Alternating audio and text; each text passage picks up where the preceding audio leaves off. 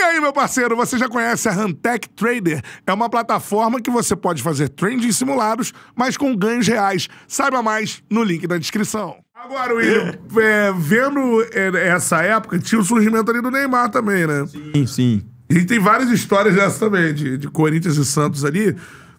Por exemplo, você deu a sua versão de que a maior atuação que você viu do jogador foi esse Corinthians e Santos com o Ronaldo na Vila, que o Neymar joga pelo Santos também, né? Isso. Tá, o surgimento daquela geração. Como é que era esse embate ali, cara? Que era uma rivalidade maneira, assim, de um potencial futuro craque e o outro com a carreira que tinha e tudo mais. Os moleques provocavam? Não, até que não provocava, mas jogando eles eram abusados, né? No bom sentido, né? O Neymar até ficou depois, abusou um pouquinho mais, deu um chapeuzinho no Chicão e tal, dava uma qualidade, a bola parada foi e tal. buscar o Neymar. Mas assim, eles eram tão promissores, aquela geração do Santos, que a gente, quando ia jogar no Pacaembu contra qualquer equipe, a gente pedia pra molhar o campo. Porque a gente gostava da bola rápida, a gente jogava muito com a bola e a gente, contra o Santos, a gente pedia pra não molhar. Porque eles tinham mais rapidez que a gente ia favorecê-los, entendeu? Então a gente preferia que jogar mais lento. Não um jogo mais lento que a gente, porque se a gente acelerar, a gente vai a 100, eles vão a 120, 130, vão passar por cima da gente. Então, assim, a gente já entendia, né, que estavam surgindo ali grandes valores, mas, curiosamente, na época, a gente tinha mais preocupação com o Ganso do que com o Neymar. Não que a gente não tivesse a preocupação com o Neymar. Mas o Ganso jogava num setor de campo, né, no meio ali, super congestionado, e ele tirava umas bolas, né? Ele via umas coisas que eu disse, cara, como é que esse cara viu?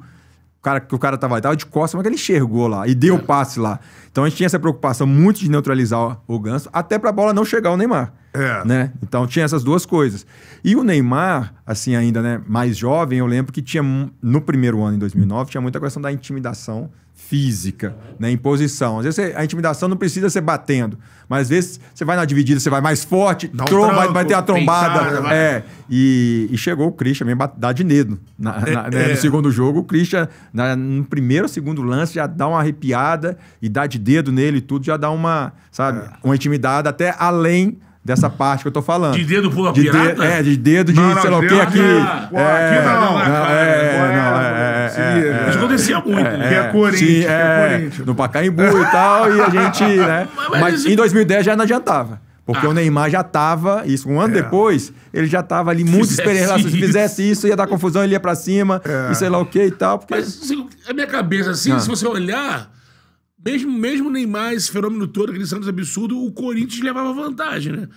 No início. Vocês ganham esse estadual, sim, mas na frente, você não tava mais na Liberta, né?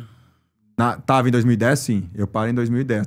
Na Libertadores. Não, que a gente ganhou, não. 12 não. 12 já tinha parado. Que aí que pega leva o Santos na semi também. Também jogo duro.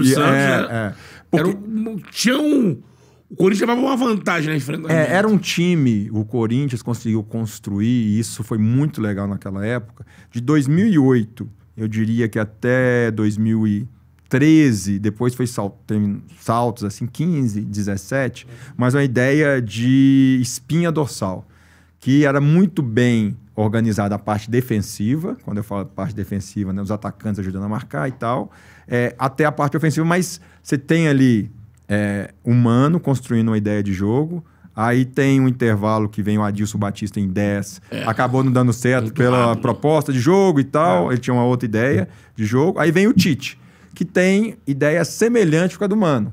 Um jogo mais, sabe, postado. Você não fica... E aí isso cria, né, uma cultura. Uma ali, cultura muito boa. Entra jogador, sai jogador, eu aposento. Tem o Paulo André já preparado, tem o Castan, que vem, sabe, que acaba assumindo até a posição. O Paulo André machuca, o Castan entra e entra muito bem, mas tudo já com o conceito de jogar com ou linha alta ou as linhas muito próximas, coisas que nem se falava na época, mas já tinha esse conceito meio empírico, a gente tem que jogar assim, e a gente se aproximava. Para jogar contra um time igual o Santos, com o Neymar já, gente, fazendo a diferença, se eu não me engano, o Alessandro fala isso. Alguém me contou na época que quando foram enfrentar o Santos, o Tite teria falado assim, ó, quem que é o responsável por marcar o Neymar? E aí o Alessandro teria levantado a mão, alguma coisa assim, e ele falou, não é você, é todo mundo. Zona, amigo. Porque ele passa, não adianta, qualquer um, né? É você, Alessandro, é qualquer um que for, ele vai passar. Então, todo mundo tem que ajudar o Alessandro. E, de fato, Caiu no setor, fecha nele. Fecha, não deixa virar aquela coisa toda. E o Corinthians conseguiu, de fato, ter essa vantagem muito pela organização tática da equipe, porque enfrentar esses caras era muito difícil. Não, e a gente tem uma história aqui, o André Balada que contou. Tá do outro lado. E teve um jogo aí que, não sei se foi desse do Chicão, pode ser, né? Não é a história do... Qual é a história do goleiro? Não, que o Ronaldo liga... Manda avisar aí que... Eu sei pra que ele liga. Liga pra algum... Robinho. Robinho? É. Manda avisar pros moleques aí, ó. Próximo jogo, se tiver gracinha... Gracinha vai descer ali. É possível. Os moleques são muito abusados, avisa aí, hein?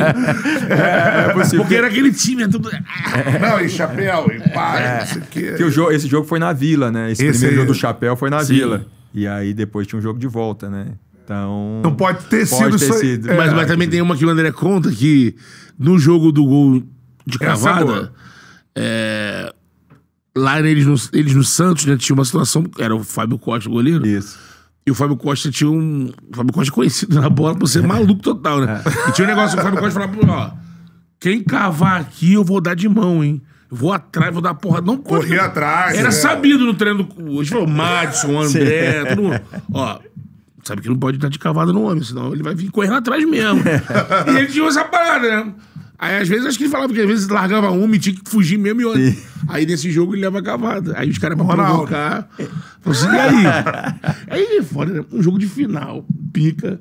O cara tem a cabeça de depois chegar assim, e aí? Vai correr atrás do homem aí? Vai bater no Ronaldo? Vai atrás dele? Qual é, meu parceiro? Curtiu esse corte que você acabou de ver? Então se inscreva no Charla pra dar uma moral pro melhor podcast de esportes do Brasil. Tamo junto.